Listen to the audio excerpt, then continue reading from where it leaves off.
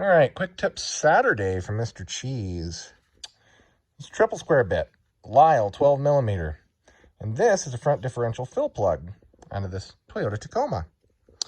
Now, these normally take a 10 mil hex head. Now, let's get underneath here, turn on my headlamp, and show you what I mean. So, this truck doesn't have a skid plate, don't mind that. That's the drain plug, and as you can see, it has a hex head, except an Allen wrench.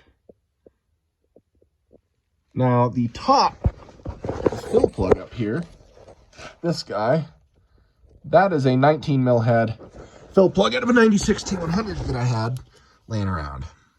Because these fucking things always strip out.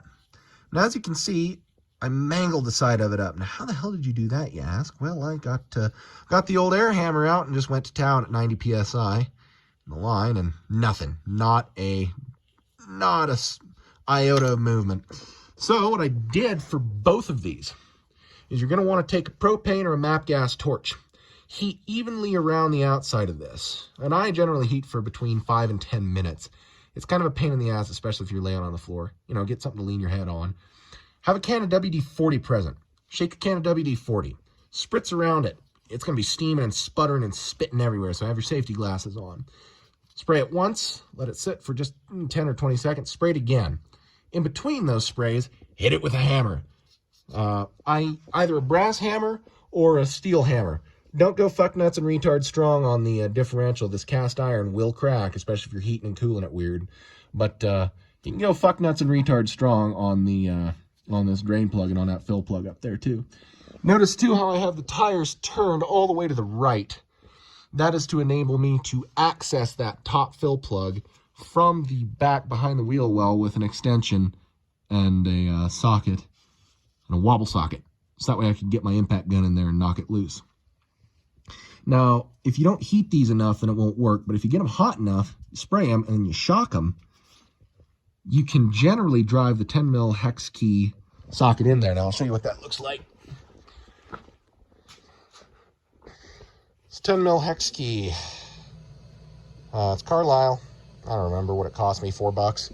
Kind of rapey, but it's like $8, actually. Remembered it being expensive. But anyways, Carlisle makes pretty mid-quality products. That bottom one worked fine. Make sure that you get it all the way seated and then all the shit's cleaned out of that hole. If you've got a bunch of bullshit in there, she's gonna fucking strip.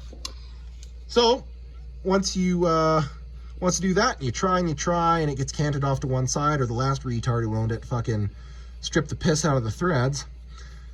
It's round enough, you can actually beat one of these triple squares in there, like this. And again, you wanna make sure that the tire is turned like that so you actually get a hammer and hit it. Now once it's rounded out enough, beat that triple square in up to the hilt, just as far as she'll fucking go. Make sure that that sucker's just buried up to the nose in it. She's brown nosing that fucking bolt, right? 1/2 inch for this guy, for this hex part. And then make sure, whatever you do, make sure that you do not cant this thing side to side or up and down. You need to make sure that the only force that you're applying to this triple square bit is, you know, clockwise or counterclockwise, you know, in the YZ plane. If you start torquing that thing out, then the triple square bit will dislodge and it'll strip it to the point where the triple square won't work. It'll also mean that you'll have a hell of a time trying to get one of those Matco fucking $150 stripped Allen key sets to work. Next step would be to weld a nut to this, but the welder ain't up and working. It's buried in there because it ain't mine, and I ain't paying for gas. So anyways, beat this sucker in there.